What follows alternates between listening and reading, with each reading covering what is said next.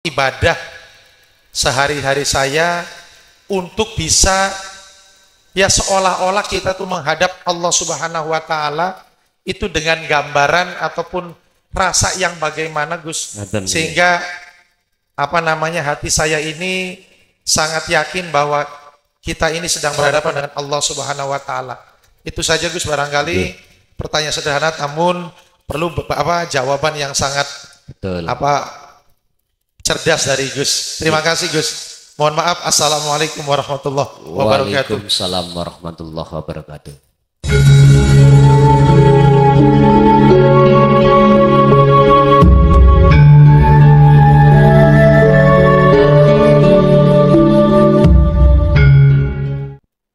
Assalamualaikum warahmatullahi wabarakatuh. Waalaikumsalam warahmatullahi wabarakatuh. Nami kula Syarif Abdurrahman.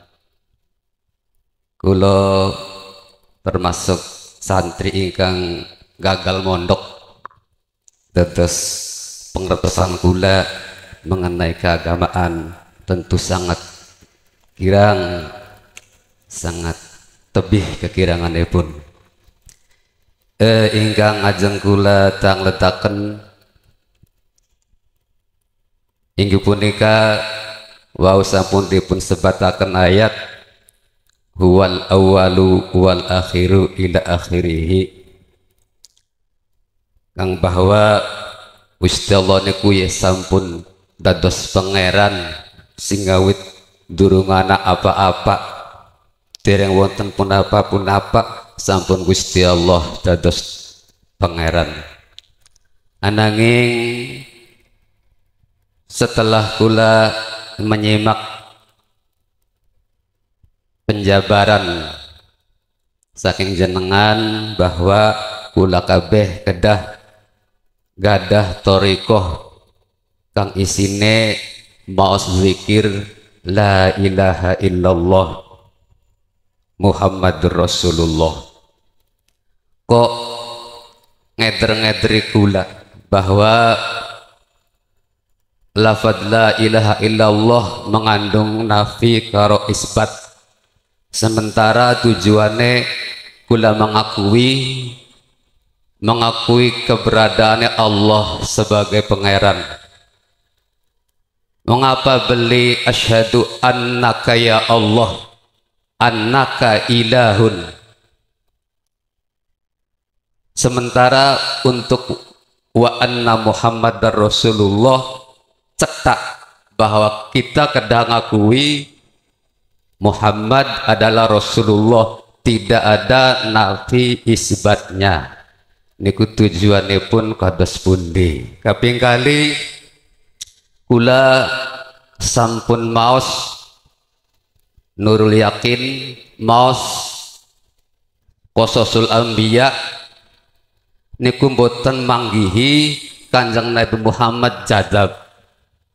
Dados nek jenengan sampun menguasai tulung kula pengen dipun tedahaken kapan saate Kanjeng Nabi Muhammad jazab. Niku mawon sebagai pertanyaan sing kula akhiri.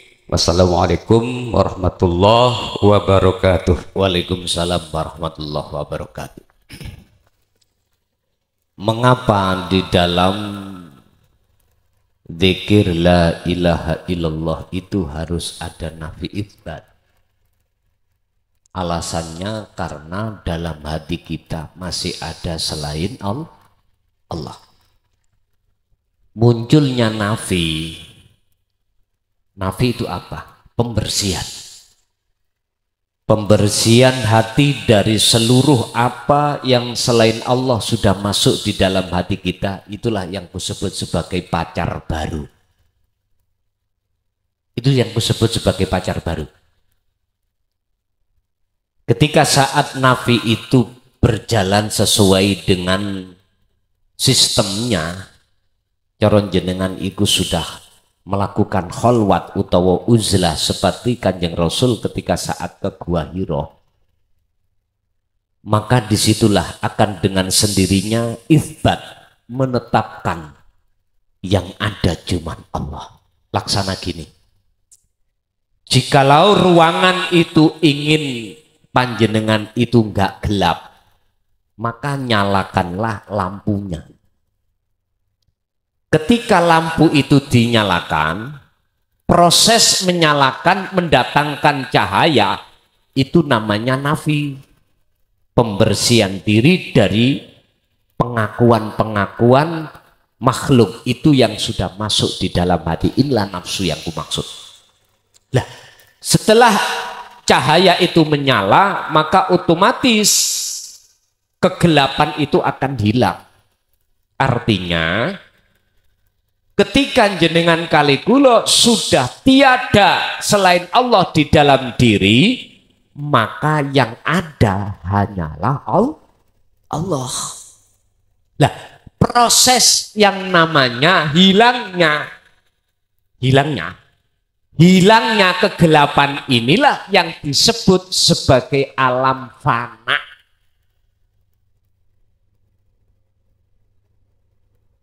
Ini terjadi terhadap siapapun, cuman asa ketika saat beliau Kanjeng Nabi uzlah di dalam Gua Hiro, nggak ada satu cerita atau ulama yang menerangkan tentang fana. Sebab apa? Ini kula sing kula katakan, ini mutiara. Mutiaranya ilmu. Ini adalah sirul makrifat. Rahasianya makrifat. Beliau itu gak berani. Olehnya gak berani, takut fitnah nanti di tengah masyarakat, akhirnya tidak disampaikan.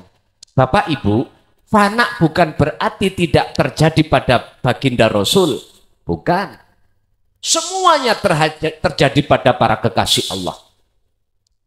Yang disebut fana itu adalah hilangnya iman selain Allah di dalam hati. Sehingga disebut sebagai zadab. Majedub iku orangnya, jadab itu perilakunya. Apa? Hati ini sudah tidak sadar kalau dunia saisine itu ada, nggak sadar.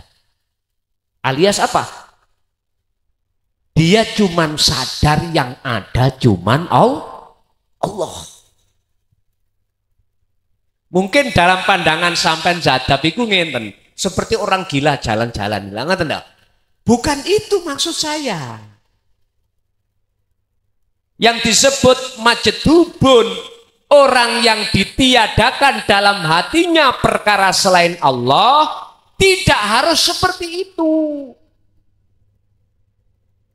Bisa jadi beliau itu meninggalkan komunikasi pergaulan dengan yang lain. Bisa jadi. Nah, ketika Rasulullah ke Gua Hiro, beliau kan meninggalkan keluarga, meninggalkan yang lainnya. Ini yang kumaksud, Pak. Intinya apa? Hati sampean ini sudah tidak sadar kalau dunia dan kalau mafis samawati wa mafil ardi, jenengan gak sadar kalau wujud, gak sadar. Karena apa? Karena ketutupan hanya wujudnya Allah. Wis nek dereng nyandak mboten usah dipeksa. Tolong dibuka dalam surah Al-An'am 79. Bagaimana beliau Kanjeng Nabi Ibrahim ketika menemukan alam makrifat niki. Dalam ayat 78 di situ dikatakan beliau Kanjeng Nabi Ibrahim itu, Pak, sebelum menemukan ini wajah tu wajia, beliau itu mengira bulan itu Tuhan. Ketika siang datang, bulan nggak ada, oh bukan Tuhan kalau begitu. Lalu siang melihat matahari, oh mungkin ini yang lebih padang. Ternyata ketika malam matahari tiada, oh bukan. Akhirnya muncullah 79 itu. Ini wajah tu wajia lilladzi fataros samawati wal ardo hanifan wa ma ana minal musyrikin. Kalimah wa ana minal musyrikin ini menunjukkan bahwasanya beliau sudah tidak lagi menjadi orang yang menyekutukan Allah. Baik jali lebih-lebih khafi, syirik khafi lebih-lebih tidak. Karena apa? Karena ini wajah tuat dia. Bersaksinya hati beliau itu hanya wajah. Kondisi wajah Allah itu Pak. Bundi. Gini kita termasuk dakoikul asror atau sirul ma'rifat. Sing para masa yang nggak berani untuk nyampaikan. Kalau boleh saya katakan, tolong sampean ningali kula. Tadi Al-Hadid ayat 3 kan mengatakan huwa az-zahiru wal bukan udara loh, Pak. Bukan oksigen. Dalam ayat yang lain dikatakan laisa kamislihi. Itu dengan rasa, dengan ainul basiro, dengan mata dohir ini, jangan. Kalau jenengan dengan mata dohir, kelihatannya kosong. Ainul basiro. Udahlah, wis gak usah diperpanjang. Artinya, laksanakan dululah, dzikir itu nanti. Jenengan pasti akan memahami. Allah akan memberikan pahaman yang seperti itu nanti. Kalau Rasulullah tidak mengalami kefanaan, nggak mungkin. Nggak mungkin beliau itu ada di musyahadatul baqa. Musyahadatul baqa itu tempatnya maksum loh Pak. Maksum artinya 24 jam ini nggak bisa lepas beliau itu kemakrifatannya kepada Allah. Baik tidurnya maupun terjaganya dia, hati nggak bisa putus kepada Allah. Itu maksum. Beda dengan mahfud. Mahfud itu ditempati kekasih Allah yang ada di musyahadatul fana dan musyahadatul kamil ini atau fanaul fana. Artinya dalam 24 jam ini kadangkala yo lupa, kadangkala yo ingat. Di sini Pak. Nggak mungkin.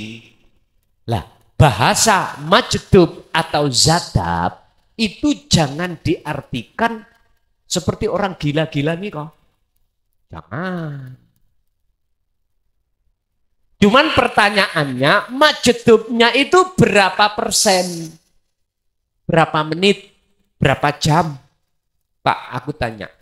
Orang tidur itu wajib sholat mboten? Waktu tidur? Wajib mboten? Sholat 5 waktu itu wajib mboten? Mboten toh? Karena bigoiri aklin, akalnya ditarik Allah. Seperti orang semaput, pingsan. Itu mboten wajib. Nanti kalau dia itu sadar lagi baru wajib. Hafidhu ala sholawa wa sholatil wusta wa qumu lillahi qanitin. Ini.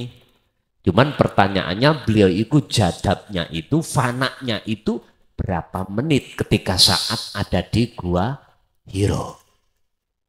Bukan persoalan nih Rasulullah mboten pernah fana. Ya mesti fana Pak. Tadi saya katakan, apakah ditaruh di khos apa khawasul khawas? Kalau di khos, mohon maaf, ya sudah, wong bigori aklin loh Pak. Bagaimana bisa disentuh hukum syariat? Mboten saged. Lah wong gila. Kalau ditaruh khawasul khawas, bener hatinya yang difanakan selain Allah, tapi akalnya itu masih. Ini disebut biaklin, akalnya masih fungsi, maka isi wajib kegawan hukum syariat. Akhirnya memunculkan sifat papat niki sidik tablek amanah fatona. Makanya dijak komunikasi saged. Ngoten lho. Wis ngeten mawon, mengke sampean jalani aja dzikir dulu, nanti Allah sendiri akan membimbing panjenengan. Allah mboten jauh dari jenengan. Makanya yang bimbing asline jenengan kali kula iku namung Allah Subhanahu wa taala. Mekaten. Monggo lanjut, ada lain. Assalamualaikum warahmatullahi wabarakatuh. Waalaikumsalam warahmatullahi wabarakatuh. Perkenalkan Gus, nama saya Anas Rozikin, Sekretaris Jatman, Kecamatan Patrol. Jatman sak mangke apa Jatman dulu? Sakniki. Wah, lah ngoten nah. Kudu ditegesno, lah ngoten nggih. Nggih. Gus, tadi sudah disampaikan bahwa hadirnya kita ini adalah satu perjuangan yang Allah sudah takdirkan, dan seperti apa yang tadi sudah disampaikan bahwa pada waktu Allah mempercayakan kita untuk hadir ke dunia ini, tentunya kita pun sudah bertemu dengan Allah, Gus. Tapi sayangnya, Gus, pertemuan kita masa lalu itu lupa sampai sekarang ini, sehingga belum tahu apa namanya wujudnya Allah, sehingga ini sebuah anugerah dan keinginan semua umat bahwa kenikmatan yang paling besar kelak nanti di yaumil kiamah tidak lain yaitu kita bertemu dengan Allah dan Rasulnya itu, Gus. Sehingga saya pun berpikiran tadi apa yang sudah disampaikan oleh Gus bahwa Allah Subhanahu wa taala itu apa artinya, bahwa tadi yang sudah disampaikan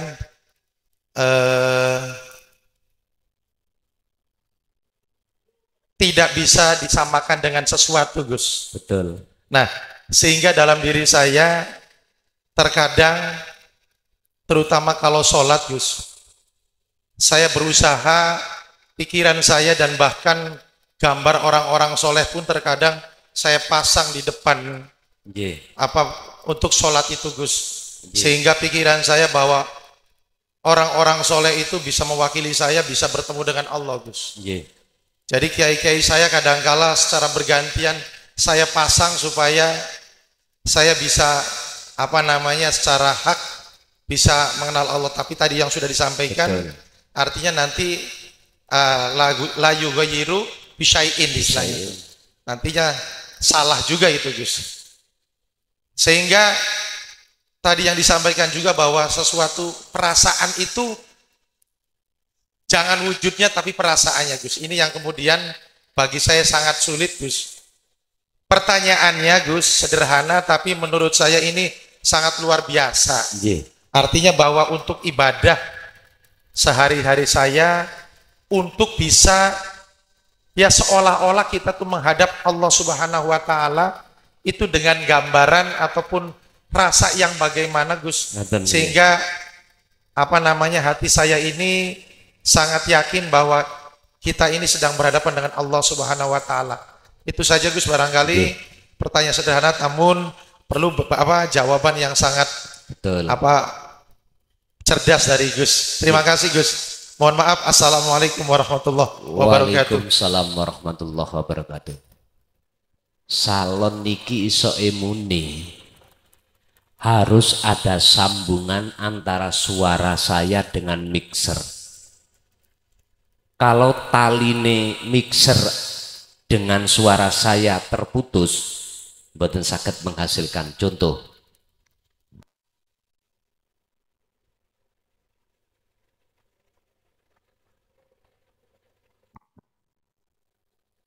kita yang sudah dimuraqabah, Pak, sebetulnya itu kita harus tahu wasilah sambungan hati langsung nang Allah. Mohon maaf, ini kalau bahasa saya di dalam thariqah disebut robitoh, ya, disebut robitoh. Sambungan antara sampean kita sebagai murid kepada guru. Lah ngoten nggih, mursyid. Oke. Lo tanya. Kita sebagai murid, beliau sebagai mursyid niku makhluk napa kholik? Halo. Halo. Kita itu korban, Pak, sebetulnya itu. korban penyelewengan. Mohon maaf. Alhamdulillah sak mangke kita diarahkan yang benar dengan adanya jadman baru ini. Nggih, ngapunten Kang Kadah. Ngapunten. Dan aku bukan berarti menyalahkan yang lama ndak, itu proses. Proses kita. Karena apa? Semua dari Allah toh. Semua dari Allah. Kita semuanya itu ketika dilahirkan gak langsung berdiri Pak, ada proses. Ada kita miring ke kanan, miring ke kiri, terus kita juga duduk, kita merangkang, itu sebuah proses. Ibu bapak tadi membuat kopi, wedang kopi juga ada proses. Airnya dididihkan, kopinya, gulanya, itu proses gak langsung kopi. Oke. Kita awalnya adalah kalau miturut pandangan hakikat kita itu kebanyakan kita roh lho Pak, maksudnya hati penghamba terhadap selain Allah. Kanjeng Nabi pun pernah berpesan di dalam surah Al-Kahfi, Kul innama ana. Ini kanjeng Nabi yang mengatakan atas dasar perintah Allah. Innama ana basyarum mithlukum. Aku iki sesungguhnya manusia sama dengan dirimu. Apa sarahnya di dalamnya? Rasulullah tidak pernah, langsung Rasulullah ya, mengajarkan terhadap sahabat pada saat itu untuk memuji kepada selain Allah. Tidak ada. Artinya Rasulullah hanya mengajarkan terhadap para sahabat pada saat itu untuk alhamdu utawi sekabai pujalan puji iku lillahi mung kagungane Gusti Allah. Diteruskan ayatnya itu. Aku telah mendapatkan wahyu, rupane wahyu ilahukum ilahu wahid. Itulah Tuhan yang Maha Esa. Bukan saya, kata Rasul. Bukan saya. Karena saya sama dengan kamu. Sama manusianya. Ayo kita memuja yang sebenar-benarnya. Otomatis dengan wajib mendapatkan wasilah antara ruh dengan Allah. Tadi Rasulullah katakan, wa dzakarallaha katsiran. Kuncinya wasilah itu adalah zikir. Zikir yang bagaimana yang dimaksud zikron katsiron itu, zikir kan bahasa Arab Pak. Arti secara lugot bahasa, ingat. Tapi secara istilah sadar dalam hati sampean kali kula harus sadar bahwasanya yang wujud, bahwasanya yang berkehendak, bahwasanya yang apapun hanyalah Allah. Makanya mengapa sifat wajib Allah 20 pertama kali yang ditaruh sifat nafsiyah adalah wujud. Sifat nafsiyah itu sifat yang hanya dimiliki Allah, tidak boleh makhluk siapapun. Wujud. Berhubung ada maksud inna lillahi wa inna ilaihi raji'un, muncullah sistem yang namanya Allahu khalaqakum. Asalnya kita tidak ada. Adanya sebab diadakan oleh yang ada, yaitu Allah subhanahu wa ta'ala. Bukan berarti kita diadakan oleh yang ada, bukan berarti kita harus menghai ada. Nggak boleh. Inilah proses innalillahi. Proses dari surga jenengan kaligula di dunia. Sekarang yang terpenting adalah wa inna ilaihi raji'un. Kembali ke asal kita. Asal kita tidak ada. Bagaimana caranya kita di dalam diri itu imannya yang ada cuman Allah? Tolong dibuka dalam pasal 11 kitab Hikam. Idfin wujudaka fi ardil humul. Tenggelamkanlah, tiadakanlah keakuan dirimu yang wujud itu di bumi humul. Apa bumi humul? Bumi kefanaan, bumi kesunyian. Caranya kholwat, aksesnya dzikir. Disitulah jenengan nanti akan memegang wasilah hati sampai langsung pada Allah. Bahasa Jawa adalah rasa. Tadi saya katakan, ketika jenengan iki suluk, tolong rasakan dalam hati hadirnya Allah yang tidak jauh, yang menggerakkan sampean berkholwat, berzikir, bersolat, dan lain sebagainya. Cara prakteknya jenengan kudu wukuf kolbi dulu sebelum sholat. Apa wukuf kolbi? Diam hati, jangan berpikiran hati urusan-urusan dunia. Cukup hati sampai wukuf kolbi itu merasakan kehadiran wujudnya Allah hidup dalam diri Anda itu. Sebagai sang aktor penggerak sampean. Kalau hati jenengan iki fokus terus ketika berdiri siapa yang mendirikan jenengan, rukuk siapa yang merukukkan. Hati kalau sudah tahu jawaban wasilah ini, berarti melakukan wasilah ini, aku yakin Allah akan memahfud menjaga hati sampai dari nafsu yang masuk di dalam hati untuk mengalihkan pandang, untuk mengalihkan syahadah jenengan. Itu pasti. Tapi ono resiko nih Pak. Jenengan mengkene pas klik difanakan Allah, lupa dengan rokaat. Udah, iki resiko. Bahkan kadang juga lupa dengan gerakan. Inilah yang disebut surat Ar-Ra'd ayat 28. Alladzina amanu wa tatma'innu qulubuhum bidzikrillah.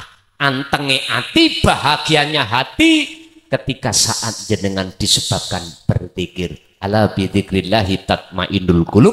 Ingatlah, hanya dengan berzikirlah hatimu akan menemukan satu kedamaian. Zamane Mbah Khalwani sakniki mulai ditoto Pak. Wasilah khusus ini mulai disampaikan. Cara sholat bagaimana khusyuk sudah dituangkan di dalam surat Al-Baqarah 238. Hafidhu ala sholawah juga wassolatil wusto. Ini nggak ada tanda wakaf antara jamak as-sholawah dengan wassolatil wusto, nggak ada pemisah, justru ada wawu ataf. Wawu ataf yang menyambung arti nih, kuwi yo jogonen salat jasmaniahmu syariat, ya toh? Wassolatil wusta, ruhaniyahmu sambungan nang Gusti Allah. Dengan cara seperti beliau Nabiullah Ibrahim, inni wajjahtu wajhiya, berarti nikilah sing kula maksud robito wasilah langsung sampai datang Allah. Sesungguhnya ku hadapkan wajah ruhku wajhiya terhadap wajah Allah. Berarti bundi rasa tadi. Sampai jaga rasa tadi. Ikut caranya. Sebab terus ayat setelah ada tanda wakaf, wakumu perintah niki, wakumu lillahi qanitin ay khosyiin, wajib sholat itu khusyuk bertemu Allah. Menurut ayat ini Pak, menurut saya wajib sholat itu bertemu Allah atau khusyuk itu wajib. Tapi nggak bisa Pak, jikalau jenengan boten megang wasilah tadi, boten saged. Robito sampai nanti akan terhadap selain Allah nanti, tidak pada Allah. Sebab di Al-Quran Robitoh jenengan kali kulo lewat surat Al-An'am 79 Nabiullah Ibrahim tidak ke bulan, tidak ke matahari. Itu adalah nisbat mawon. Itu adalah dunia. Mafis samawati wa mafil ardi. Tapi wajhiyah. Makanya sifatnya wajhiyah. Di situ kan ada ayatnya terusnya. Lilladzi fatoros samawati wal ardo. Jadi beliau itu tidak menyembah sifatnya, namanya enggak. Sifatnya berkuasa menciptakan langit dan bumi. Hatinya beliau tidak memandang, tidak bersaksi terhadap isinya langit dan isi bumi, tapi menghadap wajhiyah. Nah disinilah akhirnya dikatakan wama ana, dan saya tidak termasuk golongan musyrikin. Tanda-tandanya itu tadi, jenengan sudah nggak merasa berapa menit, berapa jam, nggak merasa. Sembarang kudu dilatih Pak ya. Mumpung kita belum meninggal, pesan saya tolong Bapak Ibu yang hadir terutama jangan meninggal dulu panjenengan. Jangan mati dulu. Sebelum mata hati jenengan ini estu hijabnya yang menjadikan butanya hati belum dihilangkan oleh Allah. Caranya pun berzikirah. Makanya kalau belum paham tolong nangani Mbah Yai langsung biar jenengan dididik dikir sire, dikir jarine, engko sirul asrore saged teng mriku mlampah. Ngoten nggih? Mekaten. Masih ada? Kula nderek mawon, monggo. Assalamualaikum warahmatullahi wabarakatuh. Waalaikumsalam. Sederanipun ngapunten sing kathah para yai, para guru, Gus Mukhloson. Kula nyuwun penyelarasan pemahaman saking keterbatasan pemahaman kula. Wau saking penjelasan Romo Yai tentang suluk wajib untuk ma'rifatullah. Teng pengertian kula suluk pemahaman kula nih atas keterbatasan kula terikat oleh waktu dan tempat dengan zikir hanya eling kepada Allah. Dari perenungan atau kata kerennya tafakur kula Gus, di akhir zaman sekarang orang yang bertorekoh itu kebanyakan orang yang sudah berkeluarga. Bahkan ada yang masuk ke torekoh itu awalnya adalah kurus, dalam arti bermasalah. Untuk suluk berarti ada waktu dan tempat yang jauh dari keramaian. Dilemanya, waktu berangkat suluk itu sudah izin dengan keluarga. Pas pulang suluk, sang suami dapat ketenangan batin, tapi sang istri dapat perang dohir. Karena apa? Ekonominya, tuntutan bayarannya. Akhirnya kula ngerenung Gus, di zaman modern ini adakah suluk sadar dalam kesadaran? Dalam arti aktivitas kita, keseharian kita kumantilkan itu Allah. Sadar sholat saya kurang, sadar perbuatan saya kurang. Jadi usik hati, ucap kata, gerak tubuh bersandar kepada Allah. Tapi ada efek Gus Tengkula, males ngobrol karo rame-rame, males ning rame. Jamaah wis ora kiyeng Gus, jamaah wis ora kiyeng, kayaknya bosen kok ndeleng wong kok petakilan ngono. Tapi ya orang ngomong, wong sing dideleng petakilan ya orang ngomong. Nah niku nyuwun, utama mana? Suluk meninggalkan keramaian di tempat yang khususia dan waktu khususia, suluk dalam sadar kesadaran, keseimbangan di tengah halayak rame. Niku mawon saking kula nyuwun agung pangapunten. Assalamualaikum warahmatullahi wabarakatuh. Waalaikumsalam warahmatullahi wabarakatuh. Kalau yang ditanyakan wa afdaluhuma itu yang bagaimana? Jawab kula kondisional. Ngeten Pak,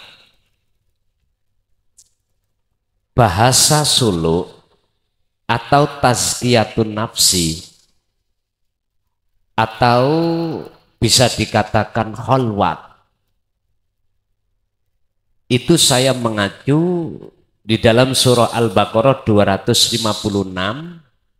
Allah bersabda, wa may yakfur bittaghut wa yu'min billah. Barang siapa yang meninggalkan tauhid, tauhid itu yo masih Allah, perkara selain Allah dalam hati, maka wa yu'min billah ini bisa diartikan, maka di situ kau akan bertemu Tuhanmu, maka di situ kau akan bertemu Allah. Kalau kita bicara iman, maka imanmu akan jadi ihsan. Nah, perkara menjalankan ini miturut kami itu tidak hanya khalwat itu diartikan kita selamanya harus meninggalkan pergaulan secara dohir. Singkulo maksud secara dohir. Tidak harus kita itu meninggalkan kerja secara dohir. Tapi ayat ini yakfur bittauhid itu secara batin. Sebab gini Pak, kalau tujuan suluk itu adalah litaqarrubillah waliqaihi, mosok sih Gusti Allah wonten nggon sepi tok. Lah mboten toh? Allah ya tengah pasar, ya tengah-tengah kerja. Tinggal hati kita mau berzikir apa enggak. Makanya kalau mbah dulu itu bilang ini, le kuwi ojo mung isok topo ning nggon papan sepi, kuwi yo kudu isok topo ning nggon papan rame. Gini iki maksudnya ternyata Qur'ane wonten tambah ono iki ya dilakukan nabimu. Nyun sewu wasabbihu bukrotau wa asila. Sucikan perkara tauhid di dalam hatimu itu baik bukroh. Bukroh itu siang itu berarti kerja, sibuk. Wa asila berarti istirahat, sepi, tinggalkan semua urusan dunia.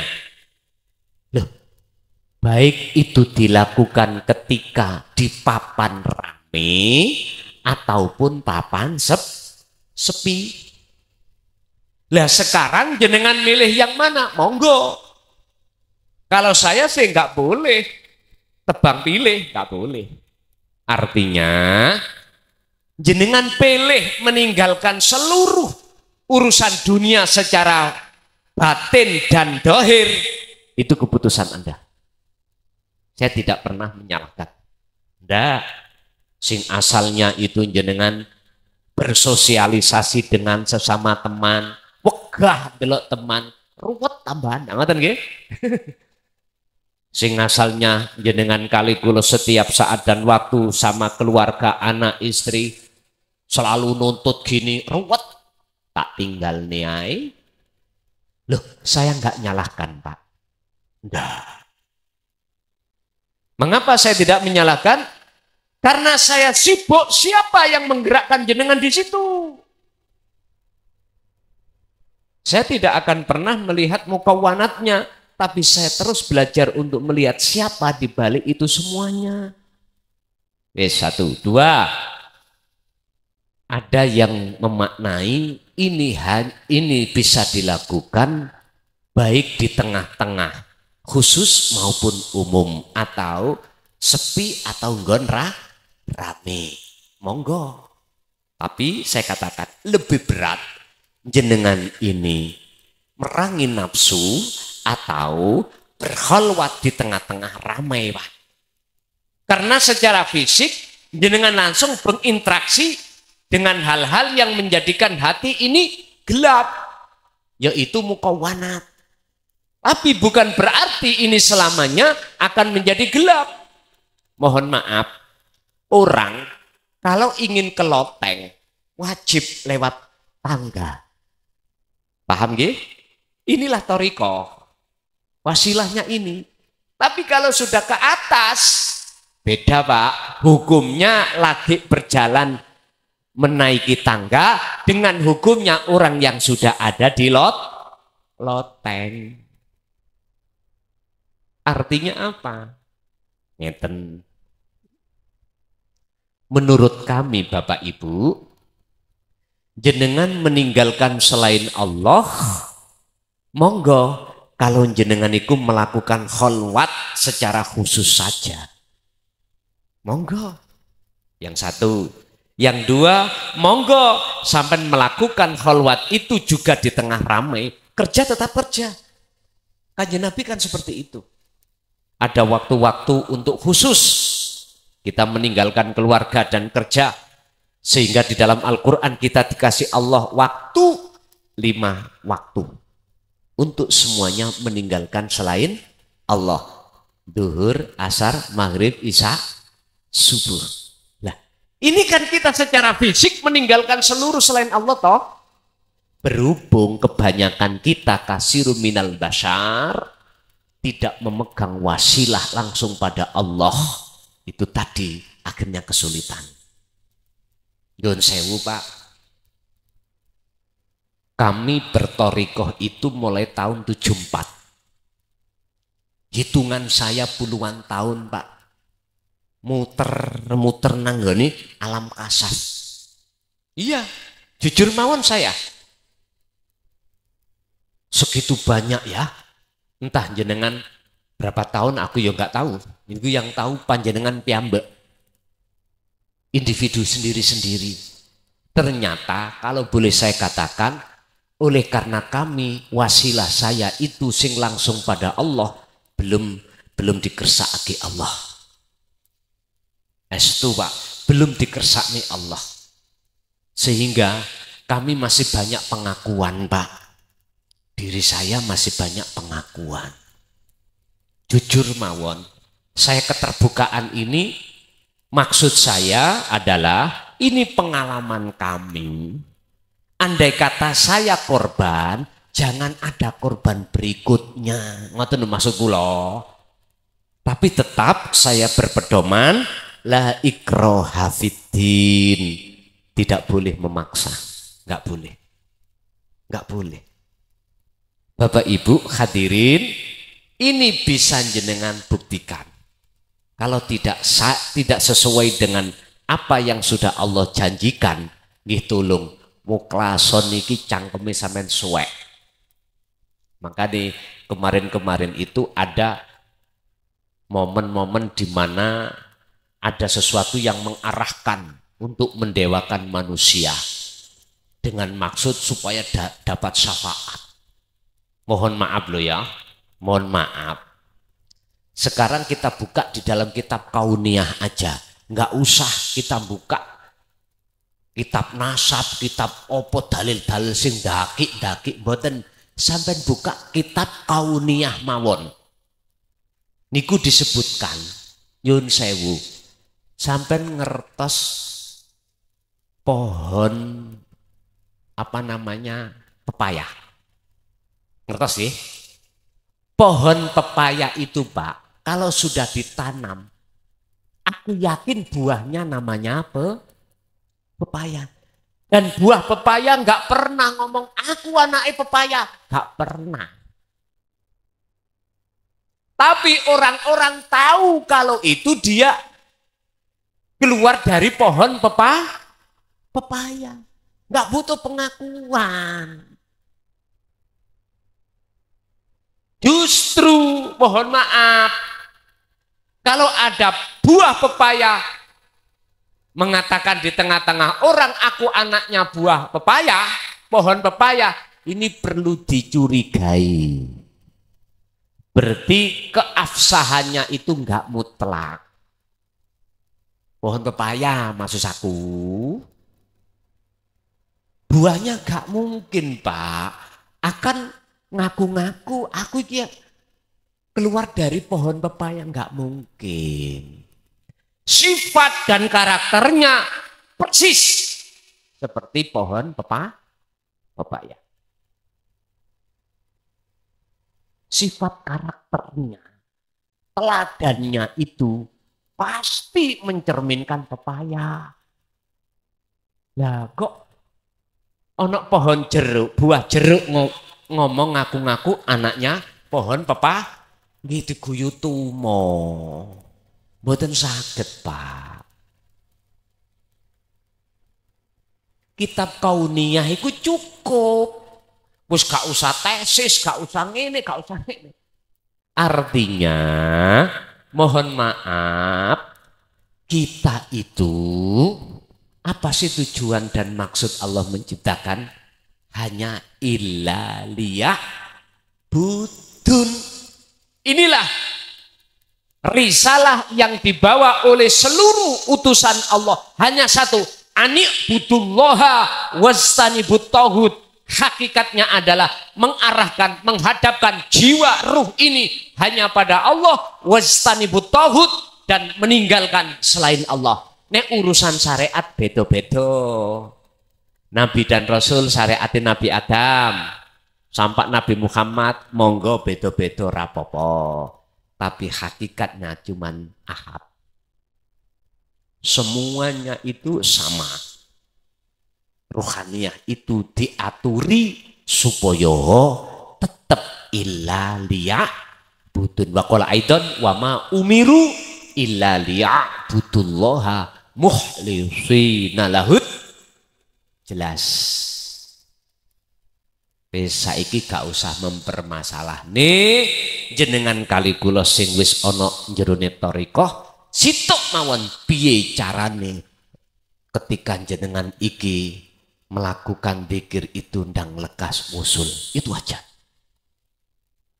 Bah orang yang mengatakan gini gitu udah biarin aja. Sing penting jenengan ngerekso dikire sehingga bisa lekas wusul datang Allah sebelum kematian ini datang. Mohon maaf. Sebab nyun sewu, nggak mungkin kita berlama-lama di dunia. Pasti ada batas. Langatan nggih? Pasti. Terus bagaimana Allah mengatakan dalam surat Al-Isra 72 tadi? Barang siapa saat di dunia mata hatinya masih buta pada Allah, di akhirat pun juga begitu. Udah, ayo dipikir kita sama tua, Pak. Kulo sudah 59. Wes, tinggal dilungkas bongko. Tinggal berapa hitungan? Rasulullah berapa? 63, 64 wakilan. Umpama saya sekarang 59, berarti 4 tahun kas.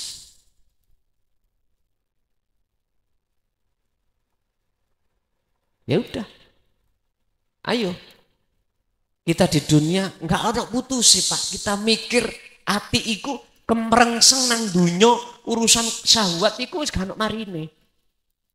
Yo Pak, ayo dipikir ini. Sebab gini Pak, tolong dibuka surat Al-Qasas tentang masalah akhirat.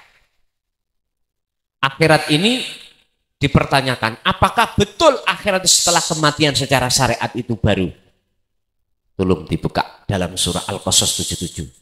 Wabtaghi, raihlah, carilah fima ing dalam opo ataka kang wis nganugrahke ka ing sira sapa Allahu Gusti Allah. Nganugrahke apa? Darul akhirah. Si perintah iku sakwise mati apa sadurunge mati? Ayo. Sadurunge mati toh? Berarti alam akhirat ini sudah disiapkan Allah. Sama dengan panitia, nggak mungkin nyuruh saya minum, kopinya belum ada, nggak mungkin. Son omben kopi nih, sementara kopi belum disiapkan, nggak mungkin Pak. Wabtaghi itu adalah kalimat perintah, raihlah.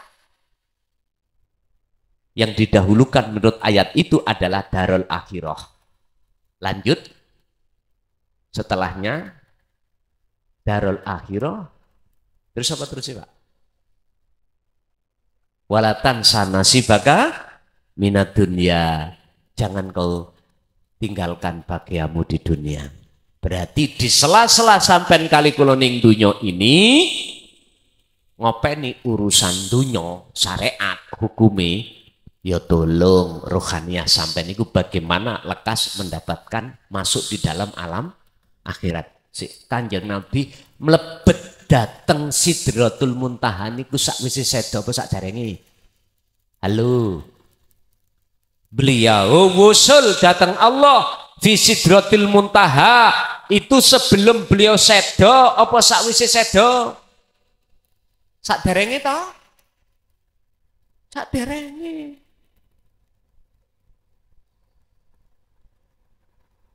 Bahasa kita jangan mi'raj Pak, solo gitu loh. Jangan samakan nek Rasulullah itu mi'raj. Perjalanan beliau dari Masjidil Aqsa ke Sidratul Muntaha. Nek Isra dari Masjidil Haram ke Masjidil Aqsa, dari masjid ke masjid. Inilah maksudnya adalah menjaga hukum syariah. Karena di dunia masjid Haram di Mekah, Masjidil Aqsa di Palestina. Dunia toh mi'raj meninggalkan, diawali dari Masjidil Aqsa naik ke sab langit 7 sampai ke Sidratul Muntaha. Caron jenengan meninggalkan dunia. Inilah maksudnya jenengan hati untuk meninggalkan selain Allah. Makanya bersyukurlah kita dengan adanya wadah thariqah itu. Sebab thariqah itu tujuannya hanya satu Pak. Untuk hati ini lekas mendekat dan bertemu Allah. Niki tujuan asalnya thariqah itu di situ. Jangan diselewengkan tujuan ini. Jangan. Tujuan kita kokohkan. Bagaimana caranya hati semakin lama semakin dekat Allah itu. Terasa dekat. Nek Allah itu sudah dekat Pak. Cuman kita rasane aduh. Loh iki lho. Kita makan ya disuapin Pak. Dengan adanya tangan digerakkan. Makanan dihaluskan Allah dengan bentuk gigi digerakkan. Sudah halus makanan, Allah bimbing makanan sampai ke lambung. Dengan bentuk Allah sendiri yang memperjalankan dan memproses. Kita nggak sadar. Kalau Allah itu selalu melayani kita, selalu dekat pada kita. Apa sebab? Karena itu tadi kita satu belum mengenal dzikir, sesungguhnya dzikir. Yang kedua, hijab dalam hati kita terlalu tebal. Fi qulubihim maradun fazadahumullahu maradun. Tambah tebal, tambah tebal. Bapak Ibu hadirin rahimakumullah. Inilah apa yang gue sampaikan para masyayikh dulu. Bukan berarti nggak berani, takut fitnah. Kami sudah dipenjara 3 tahun, Pak. 2010 kami dipenjara 3 tahun sampai 2013. 2010, 11, 12 saya keluar. Keluar penjara langsung masyarakat menyuruhku dari kepala desa sampai hari ini. Nah sebelum tahun itu, mulai tahun 2007 kami itu sempat ketika saat menyampaikan tentang tauhid ini, yang murni ini, sempat kami diusir dari kaum. Tapi saya tidak mau. Tetap saya jalankan apapun resikonya. Karena mati pun akan ku tempuh itu. Estu Pak. Karena kami, mohon maaf, jikalau saya akan keluar dari tabligh ini, sama halnya saya berkhianat. Jadi memang saya sadar kalau ini resikonya luar biasa. Tapi semua orang itu punya proses. Saya tidak akan pernah menyalahkan yang membantah, apalagi yang mengatakan dzalika dhalalatun. Tidak, tidak. Karena semua diri itu punya proses masing-masing. Mengapa kami setelah dipenjara 3 tahun, lalu saya pulang kok masyarakat dan tokoh itu menyuruh saya menjadi kepala desa? Karena beliau sadar sudah. Ini persoalannya. Berarti wong sing nyalahno dateng panjenengan berlaku thariqah utawi berlaku tasawuf itu jangan disalahkan terlebih dulu, karena beliau-beliau itu belum paham. Kalau sudah paham, mboten Pak. Rasulullah nggak pernah beliau itu menyalahkan orang yang setiap sebelum subuh beliau diludahi. Hadisnya ceritanya kan ada. Ketika beliau masuk di dalam kaum Taif, bagaimana kaum Taif tidak hanya menentang ajaran Rasulullah, Rasulullah pun diantem oleh kotoran unta, bahkan dengan batu sampai berdarah. Beliaunya akhirnya malaikat Jibril mengatakan, ya Muhammad, ya Rasulullah, bagaimana kaum Taif ini akan ku kubur dengan gunung Uhud yang ingkar. Beliau jawabnya bagaimana? Jangan, karena beliau belum mengerti, belum paham. Biarlah barangkali suatu saat sadar dan atau anak turunnya jadi pengikutku. Loh, begitu Rasulullah.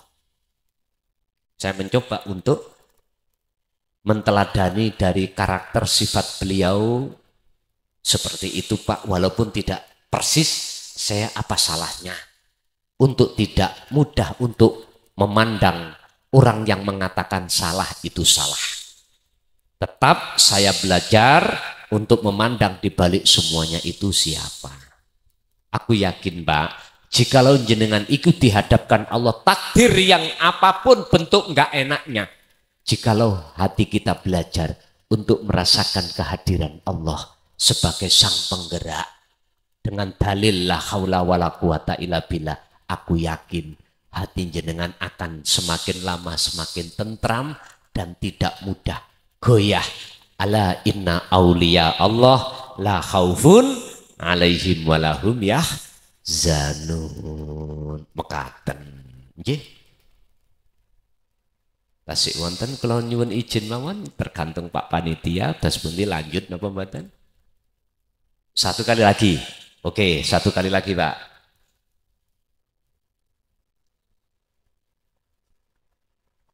Bismillahirrahmanirrahim. Assalamualaikum warahmatullahi wabarakatuh. Waalaikumsalam warahmatullahi wabarakatuh. Kula tepangaken sing Desa Cangko, Pak. Ya, sing Desa Cangko, Kecamatan Tugdana, Serombongan. Sebagai untuk mewakili kula iki di dalam perjalanan proses sirir asror. Maaf pertanyaannya rada nyeleneh, Pak. Monggo. Sirir asror teng Tajali, tiba-tiba suatu saat niku kejadian nyata Gus. Kejadiannya pas enjing-enjing kula ki gadah pecil teng pesantren kaitannya karo kebutuhan. Pecil. Maka tengeriku Pecil niku napa? Pecil iku bahasa putra. Oh putra. Ya, putra saya di pondok pesantren. Tiba-tiba butuh kiriman. Nah di saat muncul atau dapat telepon minta dikirimi, bertepatan di situ saya punya hati kerentek gitu loh, bahasa Indramayu mah kerentek di hati. Apakah kita itu kerentek itu harus dikirimi hari itu, maka tidak ada jalan lain lah istilahnya. Kita memohon kepada Allah lah istilahnya begitu, untuk bisa solusi ngatasi masalah yang minta anak saya dikirimi. Sampun. Ya, satu lagi Gus.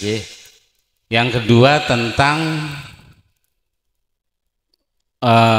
sholat daim atau sholat wusta itu. Udah begitu aja, terima kasih. Assalamualaikum warahmatullahi wabarakatuh.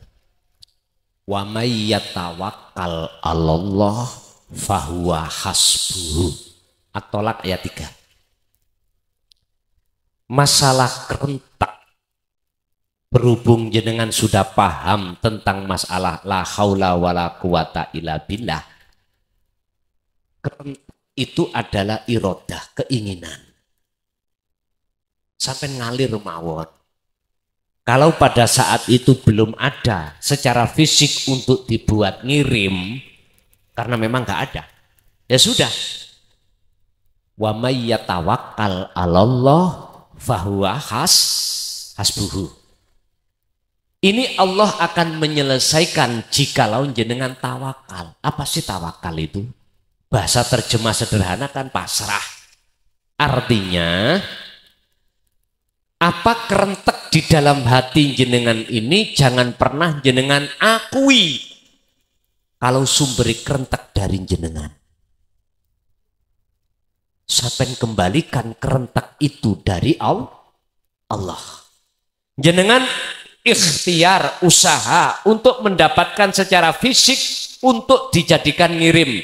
Itu pun sampai jangan pernah dalam hati mengakui jenengan sumberi ikhtiar dari kita, sumberi usaha dari kita. Jangan. Hati jenengan harus mengembalikan semua itu sumbernya dari Allah. Inilah tawakal maksudnya. Ini jaminan janji Allah. Hasbuhu, Allah akan menyelesaikan. Bon, ini masalah kerentek tadi. Yang kedua, masalah sholat daim atau sholat sing langgeng, sholat wusta. Niki kan ada di dalam surah Al-Baqarah 238. Yaitu ilingi ati terus menerus menyang Gusti Allah. Lah, ilingi ati menyang Allah ini jatuhnya tidak hanya di dalam ibadah murni aja, akan tetapi juga ibadah yang tidak murni. Inilah Pak, cara untuk membiasakan hati kita untuk lekas Allah tarik di dalam makom fana dan makom makrifat di sini. Tergantung kita mau atau tidak berangkat. Kadang-kadang Pak, mohon maaf, nafsu iku gandoli wa yasudduna an sabilillah. Mesti gandoli rupa apa? Rupa pikiran-pikiran. Ya apa kok nasibe anakku nek gak ngene, ya apa nasibe nasib. Dadi mikir perkara-perkara sing perkara iku wis ana sing nandangi dhewe, yaiku Allah. Nah ini nafsu itu akan membisikkan terhadap dada kita supaya kita tidak menjaga zikir. Alladzi yuwaswisu fi sudurinas. Nek wis kaya ngono, ati iki wis klebon perkara sakliyane Gusti Allah, bagaimana Allah katakan alhaakumut takatsur, kita akan lalai pada Allah. Sampai kapan? Hatta zurtumul maqabir, sampai mati, naudzubillah. Bapak Ibu hadirin, itulah apa yang bisa kami sampaikan terkait masalah materi pada malam hari ini, yaitu bagaimana cara si salik ketika suluk itu estu betul-betul Allah menarik lekas jenengan dari suluknya menuju ke wusul. Mudah-mudahan ilmu ini tadi estu menjadi ilmu yang bermanfaat bagi kita. Untuk doa Mbah Yai mawon, boten kula tasik 6 Pak, kula tasik 59, jenengan sing lebih sepuh monggo. Kalau mulai awal sampai akhir nyuwun agungi pangapunten bila mana ada kalimat yang kurang berkenan di hati panjenengan, saya atas nama pribadi Mukhlason Rosid nyuwun agungi sih pangapsani. Akhirul kalam, hadanallah wa iyyakum wal afa minkum. Assalamualaikum warahmatullahi wabarakatuh.